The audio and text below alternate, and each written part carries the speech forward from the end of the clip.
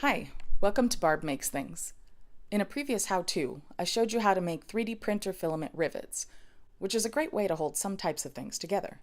If you're putting together cardboard, however, the tiny heads of these rivets just won't cut it. So here are a few basic connectors you can use to assemble a fairly malleable material like cardboard.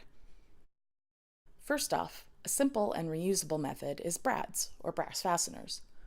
Just punch holes through the cardboard. You can do this with a big punch like this one, or a drill, or just poking through a pencil, and slip the brad through, spreading it apart on the other side.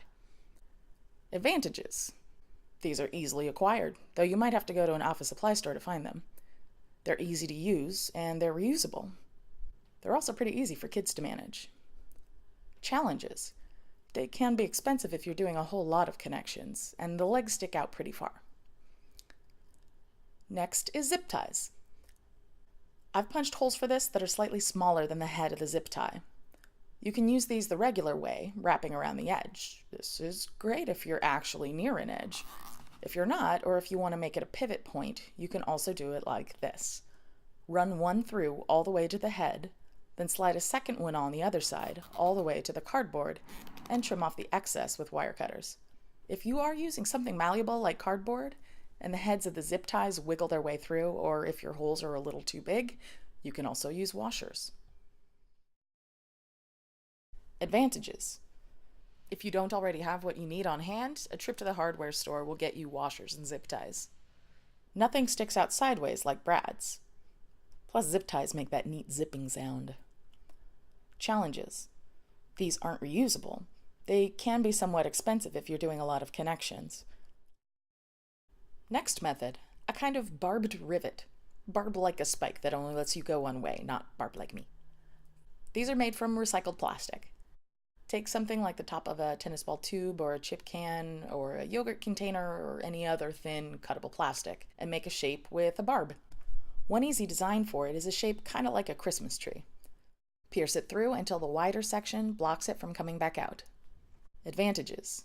These are really inexpensive and easily acquired since you can use whatever recycled plastic you have on hand. If you have access to a laser cutter, you can make a bunch of them in advance and have a stash ready to go that works with your own hole punch size. Be aware that some plastics are not suitable for laser cutter use and can create poisonous gases or damage the laser cutter. Challenges. It takes longer to make them. It can also be challenging to cut out the shape by hand, and they're also a little more difficult to put in. Definitely tougher for younger kids. Next method, straws. Take a straw and tie a knot in one end. Pinch the other end if you need to, and then pull it through your hole. Then tie a knot on the other side of the cardboard. Trim off the extra. Advantages. Straws are super cheap and easy to acquire. You can get colorful ones. You can recycle used straws. It's a simple method, just tie knots. Challenges. It's not as easy tying a knot in a straw as tying a knot in a piece of string. They aren't very reusable unless you leave excess to help with retying.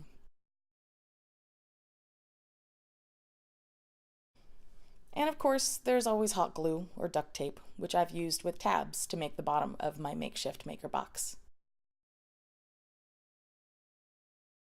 These are just a few methods of connecting things on the fly. I'll do another video with more options. Have another way of connecting things that you like? Let me know in the comments below. Make sure you're subscribed and have notifications turned on so you can catch more how-tos and project videos. This video is brought to you by my patrons on Patreon. If you'd like to help make Barb Makes Things possible, visit patreon.com/barbmakesthings. Thanks for watching. Have a great day.